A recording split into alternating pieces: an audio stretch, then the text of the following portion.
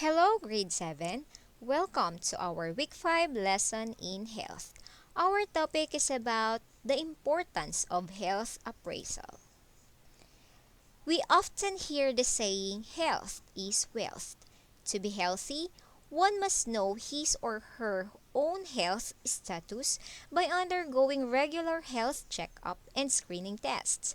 The adolescence ages from 10 to 19 years old is a period of rapid growth and development. That's why they are undergoing checkups and screening tests conducted by the school health personnel. Now, let us know what are the things needed to be checked or examined or monitored on adolescents. First one is their weight. Weight is defined as the heaviness or lightness of a person and may mean the weight of a person's body.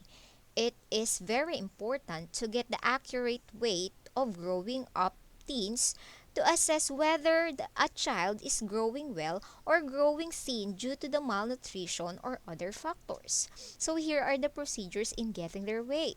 First one, wear light clothing before weighing. Next, on bare feet, stand on the weighing scale and keep still. The weight must be evenly distributed on the center of the scale. And last, record the result in kilograms. Next is the height. A height is the measurement from the base to top or from feet to head of a standing person. It is the distance between the feet on the floor to the top of a person's head. The procedures in getting the height are the following. First one, stand erect on bare feet with heels, buttocks, and shoulders pressed against the wall where the tape measure is attached. Next, place the ruler or book with the base at the top of the head and the other end must be touching the wall surface. The ruler or book must be held by you or your partner in such a manner that it is parallel to the floor. The L square or level bar may also replace the ruler. And then last, record the score in centimeters or in meters. Third, the medical exam or physical exam. It is a routine test wherein the pediatrician or a family doctor may feel or listen to the different parts of a person's body to keep track of changes in one's physical health, check for medical conditions or possible diseases, or determine whether further tests are required. So, in here, a medical record must be filled out by an adolescent or patient with his or her parent or guardian, which includes the name of the patient, the gender, age, address, weight, and even the height. Then the doctor examined the patient's skin color, the breathing, pulse rate, and even the blood pressure. And then after examining, a doctor may give vitamins as a supplement or an advise other test to ensure the patient's optimum health.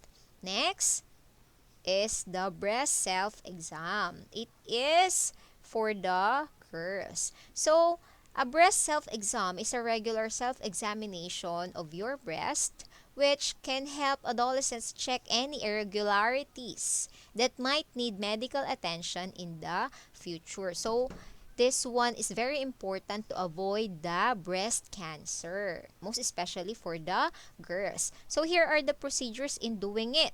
First one, lie down on your back and then place your right arm behind your head, just like this one.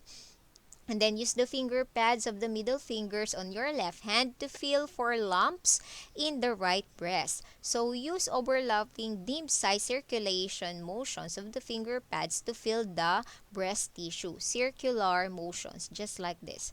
And then move around the breast in an up and down patterns starting at an imaginary line drawn straight down your side from the underarm and moving across the breast to the middle of the chest bone.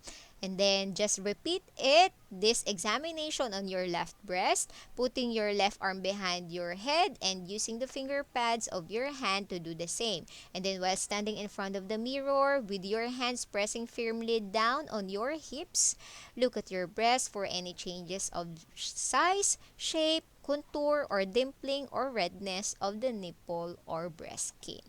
So if there is any problem with that, then you may ask your mother. You can seek help.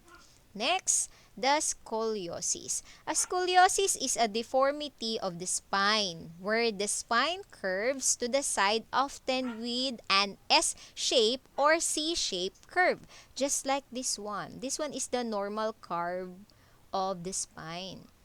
But if you have an scoliosis, this one is the shape of it. Next, to test if you have a scoliosis, you may go to a screener or a physician to do this forward bend test. How to do this forward bend test? First one, you need to stand facing away from the screener or from the physician, then bend forward at the waist 90 degrees, just like this one, 90 degrees. Feet 90 degrees, and then feet 10 centimeter apart, knees straight, and then feet parallel to each other.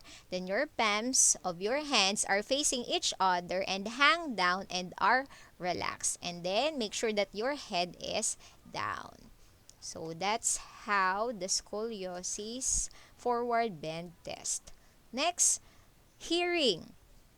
Hearing is important to cognitive growth. Hearing is important to speech and language development, communication, and even literacy. It is necessary, therefore, to allow children to go through an audiology evaluation while growing up, for you to avoid or for them to avoid hearing loss. So here are the procedures. Instruction can be as follow or modified if a child exhibits symptoms of hearing loss. So first one, a student or a patient will sit in a soundproof room.